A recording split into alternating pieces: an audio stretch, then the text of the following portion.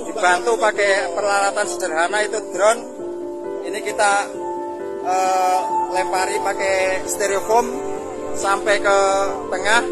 Itu alhamdulillah korban bisa masih dalam keadaan sadar.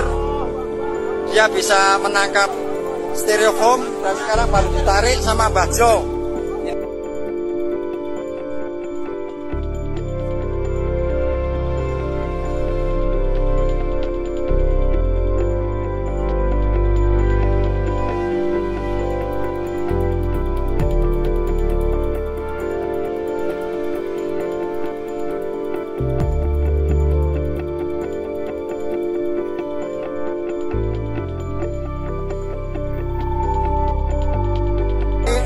Bantu pakai peralatan sederhana itu drone.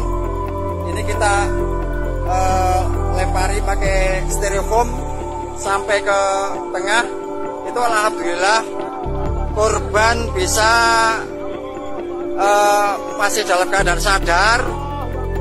Dia bisa menangkap styrofoam dan sekarang baru ditarik sama Mbah Jo. Ini mudah-mudahan selamat. Tadi jangkauan sampai 450 meter dari pinggir. Semangat, mudah-mudahan selamat sampai pinggir. Itu udah kelihatan, korbannya udah kelihatan. Korban udah kelihatan, udah mendekati ke tepi. Keadaan korban sepertinya dia sadar.